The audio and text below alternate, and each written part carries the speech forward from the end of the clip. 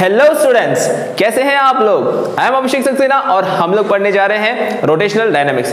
तो बच्चों, अब तक हमने बेसिक पॉइंट्स देख लिए कि सर्कुलर मोशन में क्या होता है और लीनियर मोशन में क्या होता है। अब कुछ और पॉइंट्स कंपेयर करेंगे हम लीनियर मोशन और सर्कुलर मोशन के थोड़े से बेसिक पॉइंट्स बस हम खत्म कर लेते हैं आज। उसके बाद फिर हम रोटेशनल डायनामिक्स में आएंगे। लेकिन रोटेशनल डायनामिक्स में आने से पहले बेसिक फॉर्मुलेस तो पूरे याद होने चाहिए। कितने फॉर्मुलेस आपको याद है, कितने नहीं है, चलो चेक करते हैं हम लोग अभी। तो इसके बाद हमने देख लिया अबाउट द टर्म्स कि हम टर्म्स कौन से यूज करने वाले हैं मोशन में, लीनियर मोशन हो या रोटेशनल मोशन हो या सर्कुलर मोशन हो, जिसको हम एंगुलर मोशन भी बोल सकते हैं। तो अब उसके बाद हमने जब भी मोशन की बात करते हैं तो वहां पर एक टर्म आता है kinematical equation. Do you remember kinematical equation? क्या होता है काइनेमेटिकल इक्वेशंस? क्या आपने कभी पढ़ा है काइनेमेटिकल इक्वेशन जिंदगी में?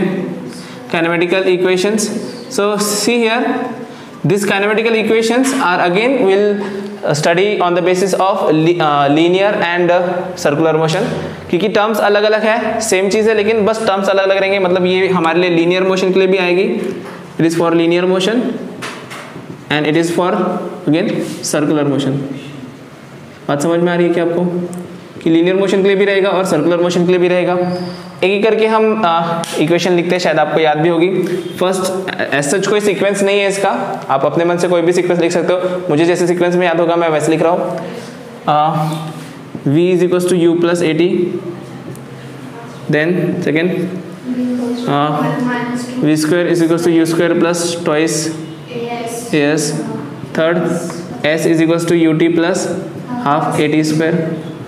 These are the three kinematical equations. आपको याद है क्या वो u square minus 2as? Yeah, v square minus u square is equals to twice as. I know that one. नहीं, मैंने तब Okay, this is correct one. ठीक है, v is equals to u plus at, v square minus u square is equals to twice as होता है। तो u square को मैंने इधर शिफ्ट कर दिया, तो v square is equals to u square plus 2as, s is equal to u t plus half a t square. सबसे पहला इसमें जो टर्म्स यूज किए गए हैं, क्या आपको वो टर्म पता है? तो ये जो v है, v कौन सा टर्म है? v है हमारा फाइनल वेलोसिटी, u है हमारा इनिशियल वेलोसिटी, a है हमारा एक्सेलरेशन, t है टाइम। तो v u पता है, a पता है। अब s क्या है? डिस्प्लेसमेंट। ठीक है, तो इतने ही हमारे पास टर्म है। टोटल हमारे पास वेरिएबल कितने हो गए? देखो हमारे पास होता है u, v, a, s and t, total 5 variables we are having. मतलब 5 टर्म्स है, 5 टर्म्स को बना के हमारे पास 3 इक्वेशंस हैं। तो इसके अगर कभी क्वेश्चंस आते हैं तो आपको क्वेश्चन में कम से कम, देखो अगर आप चेक करोगे, अगर कोई भी इक्वेशन चेक करोगे तो इसमें पांचों के पांचों वेरिएबल प्रेजेंट नहीं है। देखो जिसमें v u a t है तो s नहीं है, इसमें v u a s है तो t नहीं है, इसमें s u t है तो v नहीं है। समझ में आ रहा है कि इसमें v नहीं है। तो 5 में से सिर्फ 4 वेरिएबल की ही इक्वेशन बनाई गई है इसमें, बात समझो। ठीक है, नाउ अब अगर कभी क्वेश्चन आता है इसमें से, आपने इसमें से तो बहुत सारे क्वेश्चन सॉल्व किए हैं। मतलब 9th में भी था आपको, एक्चुअली ये इक्वेशन आपने 9th क्लास से पढ़ी है, तो 9th 10th 11th में 3 साल आपने पढ़ी है, तो बहुत सारे क्वेश्चन इस पे सॉल्व किए। तो कंडीशन क्या थी कि आप कब ये क्वेश्चन, इसके बेस पर क्वेश्चन सॉल्व कर सकते हो, कब नहीं कर सकते। तो एटलीस्ट इन 5 में से कोई भी 3 आपको पता होगी, तभी आप इसको सॉल्व कर सकते हो। एटलीस्ट 3 पता होनी चाहिए, इनमें से एटलीस्ट आपको 3, एटलीस्ट 3 आर नोन, 3 नोन रहेगी तभी आप बाकी इक्वेशन सॉल्व कर सकते हो। नहीं तो फिर वो बहुत डेंजरस हो जाती है, सॉल्व नहीं कर पाते। एक को अलग में पुट करना, बार बार पुट करना, इक्वेशन इनटू वेरिएबल बना के सॉल्व करना पड़ेगा फिर वो। ठीक है, नाउ इसको थोड़ा मॉडिफाइड करके, इन 3 इक्वेशन को थोड़ा मॉडिफाई करके हम और भी 2 इक्वेशन बना सकते हैं। देखो क्यों? क्योंकि देखो ये इक्वेशन और ये इक्वेशन में कंपेयर करते तो इसमें a है, तो मैं a कैंसिल करके भी कुछ इक्वेशन बना सकता हूँ। या फिर इसमें v, दोनों में v है, दोनों में u है, तो कुछ एक कैंसिल करके कुछ नया टर्म। तो हमारे पास 4th काइनेमेटिकल इक्वेशन, चलो 4th and 5th kinematical equation हम बात करते हैं। ज्यादा यूज नहीं होती लेकिन आपको काम आने वाली है, सर्कुलर मोशन में हमारे बहुत काम आती है, इसलिए मैं बात करता हूँ that s is equals to, ये होता है एवरेज वेलोसिटी, मतलब u plus v by 2 into time. Average velocity मतलब initial velocity plus final velocity divide by 2 into time. बात समझ में आ रही है? Then 5th kinematical equation, see this one is more important, ये इंपॉर्टेंट है। 5th वन का यूज हम ज्यादा नहीं करते, कर भी सकते हैं नहीं भी कर सकते, depending on condition. s is equals to v t minus half a t square. ये ज़्यादातर बुक्स में नहीं दिया जाता है, कहीं पर नहीं होता है, इसे आपको सॉल्व करके बनाना पड़ता है। तो इट इज डिराइव्ड इक्वेशंस, हमने इसको इन तीनों से डिराइव किया है। देखो अपने मन से मैंने नहीं लिखा है, इन तीनों इक्वेशंस को यूज करके हम इसे डिराइव कर सकते हैं। फिलहाल हमारा टॉपिक डेरिवेशन नहीं है, 11th में शायद हमने 11th में इसका डेरिवेशन देखा है। ओके चलो, तो यही इक्वेशंस को अगर हम कंपेयर करते हैं सर्कुलर मोशन में तो क्या हो जाएगी सर्कुलर मोशन में। तो सर्कुलर मोशन में देखो फाइनल वेलोसिटी वहां पे एंगुलर वेलोसिटी बन जाती है। तो इसमें कैसे आएगा, देखो ओमेगा आएगा, omega, but omega final omega को मैं WF लिखूंगा और इनिशियल वेलोसिटी को WI लिखूंगा, ठीक है। तो क्या होगा, ओमेगा इनिशियल, ओमेगा फाइनल दोस्तों, ओमेगा इनिशियल प्लस A मतलब एक्सेलरेशन होता है, तो एक्सेलरेशन किससे डिनोट करते हैं, अल्फा टी, ठीक है। देन सेकेंड हो गया हमारे पास V स्क्वायर, तो omega final square is equals to omega initial square plus 2 into alpha, S मतलब क्या होगा वहाँ पे थीटा। यहाँ पर जो लीनियर डिस्प्लेसमेंट है वहाँ पे क्या होता है, एंगुलर डिस्प्लेसमेंट, तो पता है आपको, कल ही हमने टर्म्स देखे हैं। देन S है यहाँ पर अगेन, तो S मतलब क्या होगा theta is equals to U मतलब omega initial into time T, time को चेंज नहीं करेंगे, time T plus half alpha T square, समझ में आ रहा है। देन लास्ट के जो 4 है इनको, अब देखो सर मैंने ये 2 इक्वेशन इसलिए बताया क्योंकि फोर्थ जो इक्वेशन है, फोर्थ इक्वेशन हमें सर्कुलर मोशन में बहुत बार यूज करनी पड़ेगी, या न्यूमेरिकल्स उसके बेस पर पूछे जाते हैं ज्यादातर। नंबर ऑफ रिवोल्यूशन कैसे पूछे जाते हैं विल सी, हम देखते हैं उसको भी। तो यहाँ पर क्या होगा, theta is equals to U मतलब omega initial plus omega final, see मैंने W लिख दिया, आप उसको थोड़ा सा स्टाइलिश कर देंगे क्योंकि ओमेगा थोड़ा स्टाइलिश होता है, तो मैंने इसको W लिख दिया है, तो आप इसको ओमेगा बना देंगे, इट्स नॉट W, ठीक है। W is normal and omega थोड़ा स्टाइलिश W होता है तो वो ओमेगा बन जाता है। तो omega initial plus omega final divide by 2 into time, या फिर theta is equals to VT मतलब omega final T minus half omega T alpha T square. बात समझ में आ रही है, क्लियर है, कोई डिफिकल्टी इसमें? तो बहुत बेसिक टर्म है, बस आपको टर्म्स पता होने चाहिए, आप उसको फिर सॉल्व कर सकते हो, कोई डिफिकल्टी। मतलब kinematical equations are very very important, linear motion के एंड सर्कुलर मोशन के। अब जैसे कि मैंने आपसे कहा कि हमें ये थर्ड वाली इक्वेशन बहुत ज्यादा यूज करनी है, तो कैसे हम इसको यूज करने वाले हैं, है ना, क्वेश्चन आते हैं कैसे यूज करने वाले। तो देखो जब भी हमें एंगुलर मोशन की क्वेश्चन आते हैं तो आपने देखा होगा रिवॉल्यूशन पर मिनट, रिवॉल्यूशन पर सेकेंड, ऐसे क्वेश्चन पूछे जाते हैं बहुत बार। Do you remember, revolution per second की आपको बोला है कि फैन का रिवॉल्यूशन दिया हुआ है कि fan is revolving at 30 revolution per second, 40 revolution per minute, ऐसा दिया होता है। तो रिवॉल्यूशन पर सेकंड में जब क्वेश्चन होता है तो फिर वो क्वेश्चन इस रूप में सॉल्व करना थोड़ा डिफिकल्ट हो जाता है। It becomes very difficult to solve that question with this formulas. Okay again एक मैंने I forgot to tell you कि इसका कंडीशन क्या है, ये जो हम फॉर्मूलेस लिख रहे हैं, ये सब जो हमने फॉर्मूलेस लिखे हैं, ये इनको फॉलो करना है अगर हमें, तो कौन सी कंडीशन हमारे लिए जरूरी है कि अगर उस मोशन में कौन सी कंडीशन होती है कि जब हम इन इक्वेशंस को फॉलो करते हैं। तो रिमेंबर कि जब एक्सेलरेशन कांस्टेंट, मतलब acceleration we can say constant होगा, constant acceleration, only for constant acceleration, this all the equation, kinematical equation is for constant acceleration, कि मतलब A या अल्फा की वैल्यू चेंज नहीं होने वाली कभी भी, मतलब A और अल्फा जो हम लिख रहे हैं तो A की वैल्यू भी कभी चेंज नहीं होगी, A की वैल्यू एक आ गई, अगर आपको पता है कि 5 मीटर पर सेकेंड स्क्वायर है तो वो पूरा जब तक सिस्टम खत्म नहीं हो रहा है, हमारा प्रॉब्लम खत्म नहीं हो रहा, तब तक वो कांस्टेंट ही रहने वाली है। या फिर अल्फा की भी वैल्यू अगर हम बात करते हैं तो समथिंग रेडियन पर सेकेंड स्क्वायर में रहेगा, तो that value will not change, it will be constant. तो इसका मतलब क्या हम बोल सकते हैं, इसको यूनिफॉर्म मोशन के लिए एप्लीकेबल है। एक्सेलरेशन जब चेंज नहीं होता तो उसका मतलब होता है वो यूनिफॉर्म मोशन है, ठीक है, we call it as circular motion में, ठीक है, उसको हम बाद में डिस्कस करते हैं, यूनिफॉर्म नॉन यूनिफॉर्म, टेंशन मतलब। यहाँ पर अब हम बात करते हैं ओमेगा की मतलब एंगुलर वेलोसिटी का फॉर्मूला आपने पढ़ा है लास्ट ईयर, तो बस एक फॉर्मूला यहाँ पे लिख देता हूँ, omega is equals to 2 pi n, do you remember, omega is equals to 2 pi n, और n का मतलब होता है फ्रीक्वेंसी, जिसका यूनिट होता है हर्ट्ज या फिर रिवॉल्यूशन पर सेकेंड। n का मतलब होता है रिवॉल्यूशन पर सेकेंड या फिर फ्रीक्वेंसी या फिर हर्ट्ज में उसका होता है। इसी को हम 2π/t भी डिनोट कर सकते हैं, 2π/t, क्योंकि n is equals to 1/t होता है ना। समझ में आ रहा है क्या, इतना समझ में आया? अब यहाँ पे मैं क्या करता हूँ, यहाँ पर मैं 2π पुट करता हूँ, इसकी जगह पे 2π पुट करता हूँ, क्या होगा फिर, theta is equals to 2πn initial, n मतलब frequency, initial frequency plus 2π nf divide by 2 into t, 2π common आ जाएगा, 2π ni plus nf divide by 2 into t. अब देखो ये क्वेश्चन हो गया एंगुलर, अगर एंगुलर डिस्प्लेसमेंट का क्वेश्चन पूछा हो।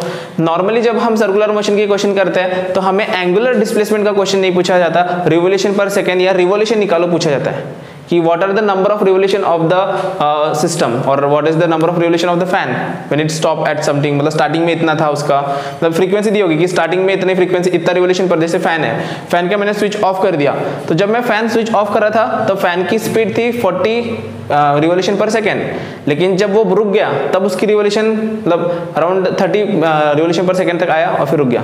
तो फिर आपको इनिशियल पता है, फाइनल पता है, आपको निकालना है how much, what is the angular displacement.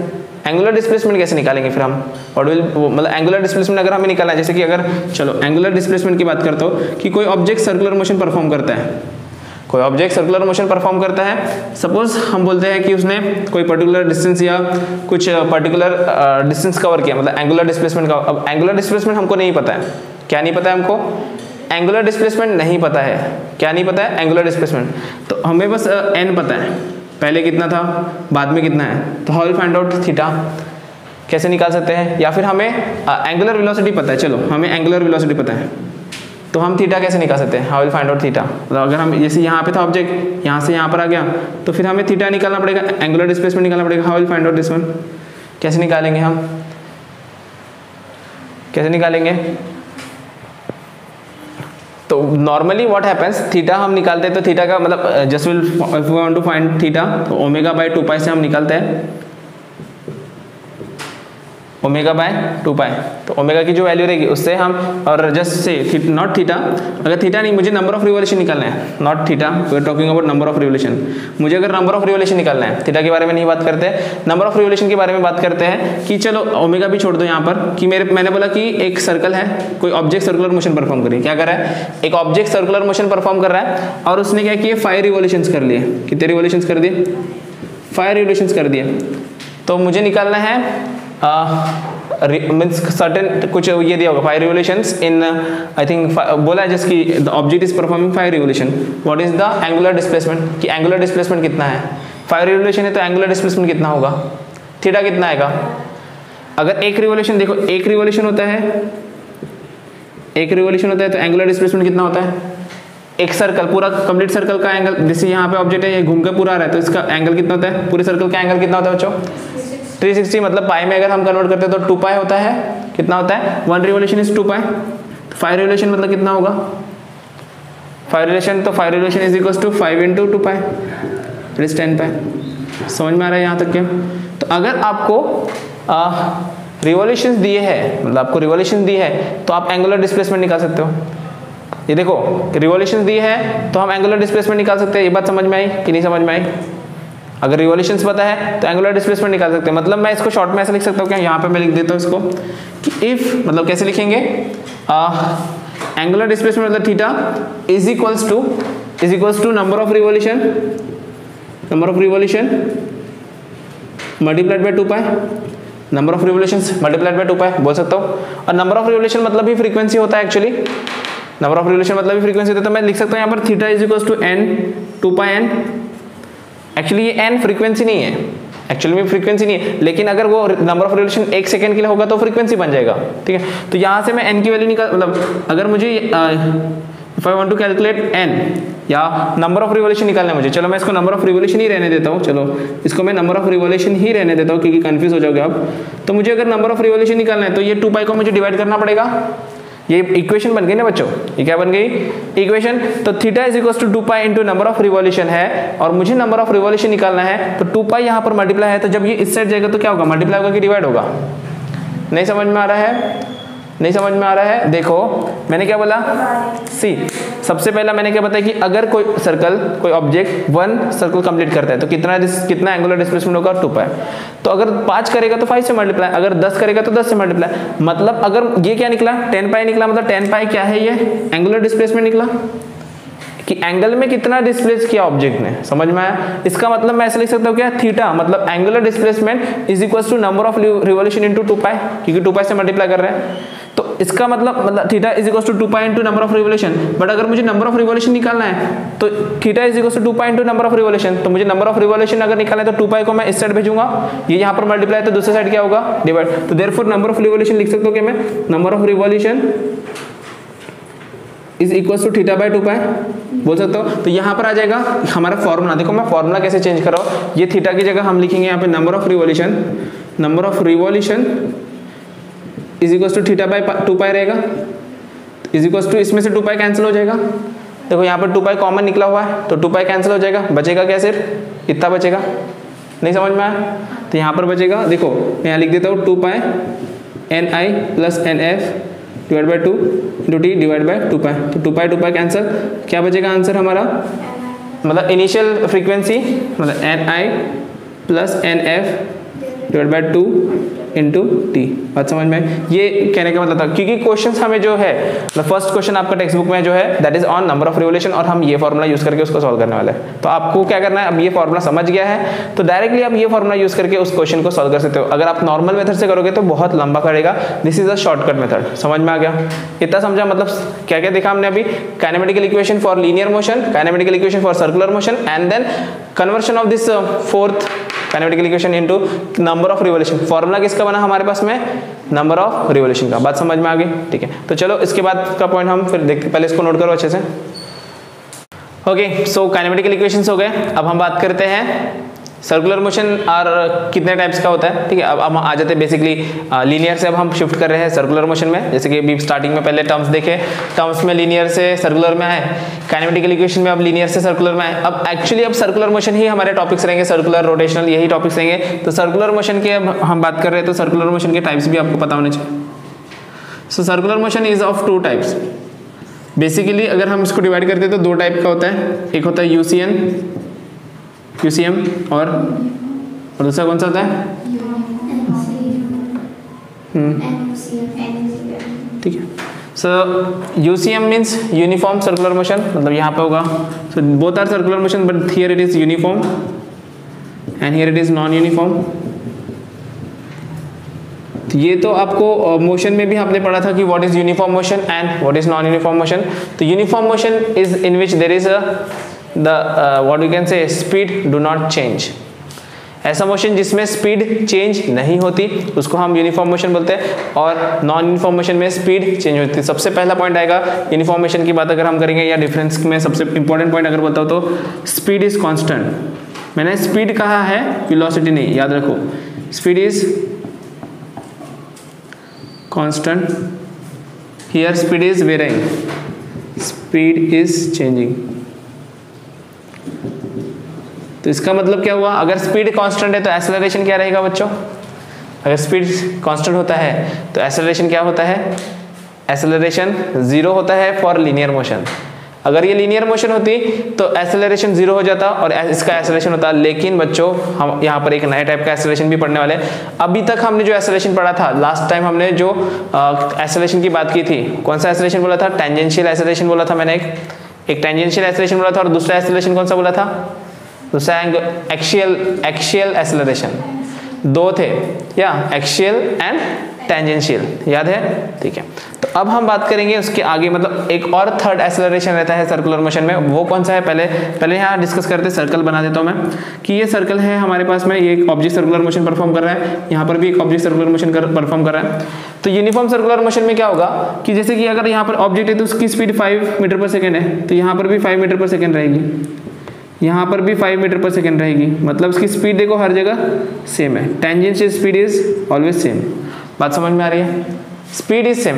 अगर मैं नॉन यूनिफॉर्म सर्कुलर मोशन की बात करूँगा तो यहाँ पर 5 मीटर पर सेकेंड है, तो यहाँ पर आ जाएगी 6 मीटर पर सेकेंड, यहाँ पर आ जाएगी 7 मीटर पर सेकेंड, यहाँ पर आ जाएगी 8 मीटर पर सेकेंड, या चेंज भी हो सकती है, ऐसे नहीं कि इतना ही रहेगा, या डिक्रीजिंग ऑर्डर इंक्रीजिंग ऑर्डर कुछ भी हो सकता है, लेकिन यूनिफॉर्मली इंक्रीज या यूनिफॉर्मली डिक्रीज होगी। इसमें भी उसके भी 2 पार्ट आएंगे, with uniform acceleration with non uniform acceleration. Non uniform होगा तो यहाँ पे 5 होगा, यहाँ पे डायरेक्ट 20 हो जाएगा, यहाँ डायरेक्ट 40 हो जाएगा, 50 100 कोई यूनिफॉर्मिटी नहीं होगी, पर उसके बारे में उतना डिटेल में हम नॉन यूनिफॉर्म ही नहीं पढ़ते, तो उसके आगे का तो पढ़ेंगे ही नहीं हम, ठीक है। बस आपको डिफरेंस पता होना चाहिए कि नॉन यूनिफॉर्म सर्कुलर मोशन का मतलब होता है कि स्पीड चेंज होती है, मतलब यहाँ पर कोई तो एक्सेलरेशन है और यहाँ पर स्पीड चेंज नहीं होती।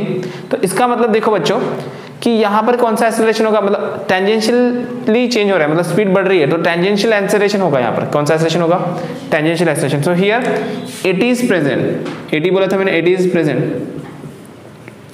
80 मतलब टेंजेंशियल एक्सेलरेशन, ठीक है, टेंजेंशियल एक्सेलरेशन। यहाँ पर अगर हम बात करते हैं तो tangential acceleration is absent for the uniform circular, मतलब यूनिफॉर्म सर्कुलर मोशन में 80 नहीं रहेगा। बात समझ में आ रही है क्यों नहीं रहेगा, क्योंकि it is not increasing. Increase हो रहा है क्या, नहीं इंक्रीज हो रहा, तो 80 इज नॉट प्रेजेंट हियर।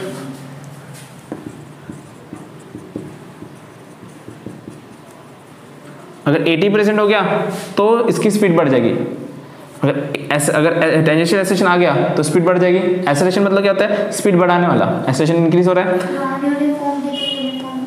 या so that is the part कि अगर हम इसको रोक दे, स्पीड कांस्टेंट कर दे तो यूनिफॉर्म हो जाएगा, तो क्या फर्क पड़ता है। नहीं, जैसे कि 5 से 10, 10 से 15, तो 5, तो वही मैंने कहा कि नॉन यूनिफॉर्म के भी दो टाइप हो सकते हैं, अब मैं बता रहा नहीं लेकिन ठीक है चलो आप बोल रहे हो, तो इसमें दो टाइप हो सकते हैं, यूनिफॉर्म एक्सेलरेशन, इसमें दो टाइप कैसे होंगे, यूनिफॉर्म एक्सेलरेशन एंड सेकेंड होगा नॉन यूनिफॉर्म एक्सेलरेशन।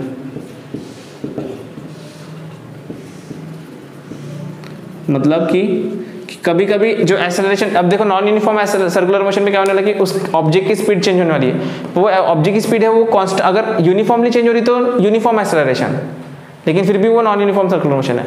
और अगर कभी, अब ये जैसे मैंने बताया ये यूनिफॉर्म हो गया, यूनिफॉर्म एक्सेलरेशन, लेकिन कभी कभी कैसा होता है कि अभी 5 है, 5 से डायरेक्ट 20 हो गया, 20 से 100 हो गया, 100 से 200 हो गया, तो कोई यूनिफॉर्मिटी नहीं है, कभी भी हम बढ़ा रहे हैं, कभी कम कर रहे हैं, कभी ज़्यादा कर रहे हैं, तो उसको हम बोलेंगे नॉन यूनिफॉर्म एक्सेलरेशन। बट हम फिर भी मैं कह रहा हूँ कि हम नॉन यूनिफॉर्म सर्कुलर मोशन ही ज़्यादा डिटेल में नहीं पढ़ते, हमारे लिए सबसे ज़्यादा इंपॉर्टेंट है यूनिफॉर्म सर्कुलर मोशन, इसलिए आपको यूनिफॉर्म सर्कुलर मोशन और नॉन यूनिफॉर्म सर्कुलर मोशन ही तक ही ज़्यादा डिटेल में ध्यान में रखना है, ठीक है, बात क्लियर हुई। उसके बाद पहले हमें पता चल गया टेंजेंशियल एक्सेलरेशन, इन दोनों में से नॉन यूनिफॉर्म सर्कुलर मोशन में टेंजेंशियल एक्सेलरेशन रहता है, लेकिन देखो यहाँ पर स्पीड कांस्टेंट है, लेकिन देखो इसमें डायरेक्शन तो चेंज हो रही है। अगर मैं वेलोसिटी की बात करता हूँ तो velocity is a vector quantity, velocity is a vector quantity, तो वेलोसिटी इज चेंजिंग। देखो मैंने क्या कहा, वेलोसिटी चेंज हो रही है, और आपको पता है वेलोसिटी कब चेंज होती है, जब उसमें एक्सेलरेशन हो तभी चेंज हो सकती है, नहीं तो नहीं चेंज हो सकती। मतलब देखो यहाँ पर कोई ना कोई एक्सेलरेशन चाहिए ताकि वेलोसिटी चेंज हो, मतलब वैल्यू नहीं चेंज हो रही, स्पीड इज नॉट चेंजिंग, सिर्फ डायरेक्शन इज चेंजिंग। देखो at this point direction is here, at this point direction is here, तो उसके डायरेक्शन कौन चेंज कर रहा है, कोई ना कोई एक्सेलरेशन होगा। एक्सियल एक्सेलरेशन तो कैसे एक्ट करेगा, अब ये क्लॉकवाइज है तो इनसाइड द बोर्ड अंदर जा रहा है, तो फिर ये डायरेक्शन चेंज करने के लिए नया एक्सेलरेशन या एक्स्ट्रा एक्सेलरेशन में बोलूँगा, उसको हम बोलते हैं सेंट्रीपिटल एक्सेलरेशन, AC। क्या बोलते हैं हम उसको, सेंट्रीपिटल एक्सेलरेशन, या फिर इसी को हम कहते हैं रेडियल एक्सेलरेशन। बात समझ में आ रही है क्या, सेंट्रीपिटल एक्सेलरेशन, तो what is this centripetal acceleration, the acceleration toward the centre in मतलब उसका डायरेक्शन कैसे होता है, अपोजिट ऑफ रेडियस वेक्टर। ये रेडियस वेक्टर होगा इस डायरेक्शन में, उसका अपोजिट होगा सेंट्रीपिटल एक्सेलरेशन। रेडियस वेक्टर कैसे होता है बच्चों, सेंटर टू, रेडियस वेक्टर अगर बनाना है तो सेंटर टू पॉइंट ऑब्जेक्ट तक जाता है, बट एक्सेलरेशन कैसे होगा, ऑब्जेक्ट टू सेंटर ऑफ, ये होगा AC। समझ में आ गया, बात समझ में आ रही कि नहीं समझ में आ रही, क्लियर है। तो दैट इज सेंट्रीपिटल एक्सेलरेशन। अब ये हुआ हमारा यूनिफॉर्म। अब ये सेंट्रीपिटल एक्सेलरेशन सिर्फ UCM में रहेगा क्या, सिर्फ UCM में रहेगा, इसमें डायरेक्शन नहीं चेंज हो रही। So see here once again I am telling you क्या होता है। देखो सबसे पहला तो चीज़ है कि इसकी स्पीड चेंज हो रही है, इसकी स्पीड चेंज नहीं हो रही, इतना बात क्लियर है, कोई डिफिकल्टी इसमें, कोई डिफिकल्टी नहीं। बट स्पीड चेंज नहीं हो रही, लेकिन वेलोसिटी, अब अगर मैं वेलोसिटी की बात करता हूँ तो it is a vector quantity, उसका मैग्नीट्यूड कांस्टेंट है, लेकिन डायरेक्शन तो चेंज हो रहा है। तो डायरेक्शन अगर चेंज हो रहा है, इसका मतलब उसमें कोई ना कोई एक्सेलरेशन लग रहा है, कोई ना कोई फील्ड लग रही है जो उसका डायरेक्शन चेंज कर रहा है। तो कौन इसका डायरेक्शन चेंज कर रहा है? तो हमारे पास तो पहला टेंजेंशियल एक्सेलरेशन था, तो टेंजेंशियल एक्सेलरेशन रहता तो स्पीड भी चेंज कर देता। तो सिर्फ टेंजेंशियल एक्सेलरेशन सिर्फ यहाँ पे काम करता है, यहाँ पे काम नहीं करता। क्या लिखा था मैंने यहाँ पर? 80 इज नॉट, मतलब 80 यहाँ पे लिख दो, चलो मैं यहाँ पर एक छोटा शॉर्ट में लिखता हूँ। तो 80 is not present here, 80 is present. बात समझ में आ रही है? इतना समझ में? लेकिन फिर डायरेक्शन कौन चेंज करता है? तो डायरेक्शन चेंज करने के लिए स्पेशल एक्सेलरेशन लगेगा, क्योंकि जो हमने बोला मतलब जो हमने लास्ट एक्सेलरेशन पढ़ा था एक्सियल एक्सेलरेशन, सेकंड टाइप का सर्कुलर मोशन में कौन सा एक्सेलरेशन होता है? एक्सियल, मतलब right hand thumb rule clockwise, तो वो अंदर जाएगा, तो अंदर जा रहे हैं तो उसकी डायरेक्शन तो इस डायरेक्शन में होना चाहिए था। यहाँ तो कोई डायरेक्शन चेंज नहीं हो रहा है, डायरेक्शन तो यहाँ पर चेंज हो रहा है। तो उसके लिए कौन काम कर रहा है? तो for that there is an centripetal force, centripetal force is there. पहला तो सेंट्रीपिटल फोर्स आता है, तो because of that centripetal force there is centripetal acceleration. Centripetal force के बारे में आपने शायद लास्ट ईयर पढ़ा है मेरे ख्याल से। Centripetal force is the force because of which circular motion is possible, otherwise there is no circular motion. अगर सेंट्रीपिटल फोर्स ही नहीं होता तो सर्कुलर मोशन होता क्या? नहीं होता। तो सेंट्रीपिटल फोर्स है तो वहां पे सेंट्रीपिटल एक्सेलरेशन आएगा। तो सेंट्रीपिटल एक्सेलरेशन का डायरेक्शन क्या होगा? From toward the centre of the circle, toward the centre, मतलब यहाँ पर क्या होगा? सेंट्रीपिटल एक्सेलरेशन रहेगा। इसको मैं AC से रिप्रेजेंट करूंगा। सेंट्रीपिटल एक्सेलरेशन ये रहेगा यहाँ पर और यहाँ पर भी रहेगा। बात समझ में आई? एक्सियल एक्सेलरेशन मतलब अल्फा, अल्फा यहाँ पे भी रहने वाला है और अल्फा यहाँ पे भी रहने वाला है, अल्फा दोनों में रहने वाले हैं। एंगुलर, जिसको हमने एंगुलर एक्सेलरेशन बोला था, अल्फा दोनों में रहने वाले हैं। इसमें भी रहेगा अल्फा, इसमें भी रहेगा, लेकिन वो एक सूडो फोर्स में आता है। That is in axial force is pseudo, वो इमेजिनरी, मतलब दिखता नहीं हमको, उसका कोई इफेक्ट भी नहीं होता है, उसका कोई इफेक्ट नहीं होता। टेंजेंशियल फोर्स का इफेक्ट होता है और सेंट्रीपिटल फोर्स का इफेक्ट होता है, इसलिए वो क्या होते हैं? रियल फोर्सेस होते हैं। समझ में आ गया? इतना समझ में आ गया? क्लियर है? कोई डिफिकल्टी अभी इसमें? तो अब सेंट्रीपिटल फोर्स के कुछ फॉर्मूलेस लिखने हैं, पहले इतना लिख लो, फिर हम सेंट्रीपिटल फोर्स के फॉर्मूलेस लिखते हैं। ओके, सो सेंट्रीपिटल एक्सेलरेशन देखा हमने कि क्या होता है। सेंट्रीपिटल एक्सेलरेशन, इसका डायरेक्शन होता है towards the centre of circle, opposite of radius vector. चलो इसके हम फॉर्मूलेस देखते हैं, क्योंकि हमें इसके न्यूमेरिकल्स भी सॉल्व करने हैं इन फ्यूचर, मतलब आगे आएंगे हमारे पास न्यूमेरिकल्स। तो सबसे बेसिक फॉर्मूला अगर मैं बात करता हूँ इसकी बेसिक फॉर्मूले की, तो centripetal acceleration AC is equals to होता है ओमेगा V या फिर V ओमेगा। ओमेगा क्या है? एंगुलर वेलोसिटी और V क्या है? Linear velocity. तो कल हमने देखा था एक formula V is equals to R omega होता है, ये पहला फॉर्मूला बताया। तो हमारे पास V is equals to R omega होता है कि नहीं होता? तो मैं इसकी जगह अगर V की जगह R ओमेगा पुट करता हूँ तो AC is equals to second formula हो जाएगा, क्या हो जाएगा? R omega square. ठीक है, क्योंकि दो ओमेगा आ जाएंगे यहाँ पर, और इसमें से अगर मैं ओमेगा की वैल्यू निकालता हूँ तो ये हो जाएगा V बाय R। तो अगर मैं ओमेगा की जगह V बाय R पुट करूंगा तो थर्ड फॉर्मूला बन जाएगा AC is equals to V square by R।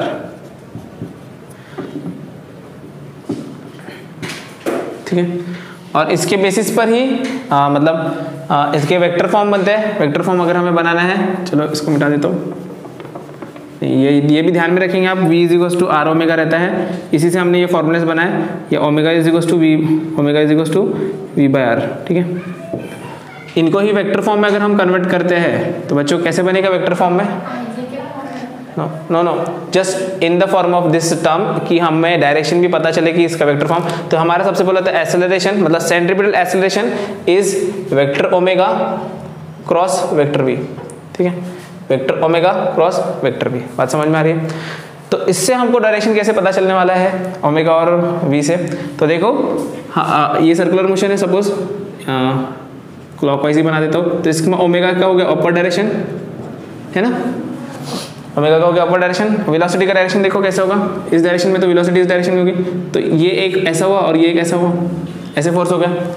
तो इन दोनों का अगर हम रिजल्टेंट निकालते क्रॉस प्रोडक्ट से, तो ऐसा रखना पड़ेगा, ओमेगा क्रॉस V है, इसलिए ओमेगा से V की तरफ जाएगा। ये ओमेगा हुआ, ये ओमेगा और ये V, तो ओमेगा से V जा रहा है, इसलिए इस साइड में मतलब रेडियस वेक्टर बनेगा। समझ में आ गया? AC is radius vector. बात समझ में आ रही है? चलो इससे सिंपल यहाँ पर हम अगर बनाते हैं तो यहाँ पर कैसे बनेगा देखो, ओमेगा वेक्टर ओमेगा क्रॉस, यहाँ पे R माइनस आएगा, लेकिन यहाँ पे याद रखना minus vector omega square, vector omega omega square into vector R। अब ये माइनस क्यों दिया है? माइनस क्यू दिया है और वेक्टर आर लिया है। तो सर्कुलर मोशन अगर हम परफॉर्म करते हैं तो यहाँ पर जो रेडियस वेक्टर होता है वो ऐसे होता है, this is radius vector, this is radius vector. और हमने एक्सेलरेशन का डायरेक्शन क्या बताया, इसका opposite from object to the centre of circle, तो this is radius acceleration, centripetal acceleration. तो इसका अपोजिट रहता है, इसलिए यहाँ पे माइनस साइन आया। समझ में आ रहा है कि नहीं समझ में आ रहा है? देन अगर इसका हम लिखने जाए तो देखो ये तो minus v square by r तो मैं लिख लूंगा, लेकिन अगर डिनोमिनेटर में रहता तो हम वेक्टर डिनोमिनेटर में नहीं लिखते। तो यहाँ पे क्या लिखना पड़ेगा मुझे, r cap. And you know r cap मतलब क्या होता है, यूनिट वेक्टर। क्या होता है? तो यूनिट वेक्टर मतलब क्या होता है, इसमें से जो इसका जो छोटा सा पार्ट रहेगा यूनिट वेक्टर, तो पूरे वेक्टर में से जो सिंगल यूनिट रहता है उसको हम बोलते हैं आर कैप। जैसे रेडियस वेक्टर का जो यूनिट वेक्टर रहेगा, और माइनस साइन मतलब ये रेडियस वेक्टर का अपोजिट डायरेक्शन में। सी रेडियस वेक्टर का डायरेक्शन क्या है, अवे फ्रॉम द सेंटर। क्या है? Away from the centre. और सेंट्रीपिटल एक्सेलरेशन का डायरेक्शन है टुवर्ड्स द सेंटर। बात समझ में आ गई? कोई डिफिकल्टी इसमें, कोई परेशानी? तो आप इसके ये को इसके बेसिस पर ही, मतलब इन फॉर्मूलेस के बेसिस पर ही हमारे पास सेंट्रीपिटल फोर्स का फॉर्मूला बनता है। Centripetal force, force is equals to mass into acceleration होता है, मास इनटू एक्सेलरेशन। तो सेंट्रीपिटल फोर्स का फॉर्मूला कैसे बन जाएगा, एम ओमेगा वी, क्योंकि ये AC हो जाएगा सेंट्रीपिटल एक्सेलरेशन, तो एम ओमेगा वी। दूसरा हो जाएगा एम आर ओमेगा स्क्वायर, दूसरा हो जाएगा m v square by r. तो ये तीन फॉर्मूले हमारे सेंट्रीपिटल फोर्स के भी यूज करेंगे। समझ में आ गया? तो यहाँ पर हमारे हुए like kinematical equation, centripetal force, centripetal acceleration के बारे में हमने डिस्कस किया, uniform and non uniform circular motion के बारे में डिस्कस किया। तो ठीक है, तो फिर हम इस वीडियो को यहीं पर स्टॉप करते हैं। जो नेक्स्ट पॉइंट है हमारा, एक इसके बाद एक न्यूमेरिकल है, पेज नंबर 2 पर एक न्यूमेरिकल है जो मैंने आपको बताया था, काइनेमेटिकल इक्वेशन नंबर 4। तो उस काइनेमेटिकल इक्वेशन 4 को यूज करके शॉर्टकट मेथड से आप उस न्यूमेरिकल को सॉल्व कर सकते हैं। नहीं आया तो आप मुझे कमेंट में बताएंगे कि सर नहीं सॉल्व हो रहा है, तो मैं आपको सॉल्व करके दिखाऊंगा। लेकिन पहले आपको ट्राई करना है, because it is question from 11th class का क्वेश्चन है। और अगर आपको इंटरेस्ट है तो जो ओल्ड सिलेबस की बुक है उसमें भी उस पैटर्न के क्वेश्चंस दिए गए हैं, तो वो आप वो क्वेश्चन सॉल्व कर लेंगे। ठीक है बच्चों, तो फिर मिलते हैं हम लोग नेक्स्ट वीडियो में, नेक्स्ट पॉइंट लेंगे कुछ, या तो अगर आप कमेंट में बताएंगे तो हम कुछ न्यूमेरिकल्स भी सॉल्व कर सकते हैं, बट पहले आप ट्राई करेंगे, उसके बाद हम न्यूमेरिकल सॉल्व करते हैं, फिर हम नेक्स्ट टॉपिक डिस्कस करते हैं। लेकिन जाने से पहले क्या आपको याद रखना है, क्या करना है, वीडियो को लाइक करना है, सब्सक्राइब बटन पे क्लिक करना है, नोटिफिकेशन बेल आइकन पे भी क्लिक करना है, ऑलवेज ऑन करना है नोटिफिकेशन, एंड देन क्या करना है, शेयर बटन पे क्लिक करके अपने सारे फ्रेंड्स, फैमिली एंड रिलेटिव सबके साथ शेयर करना है। ठीक है, मिलते हैं फिर नेक्स्ट वीडियो में।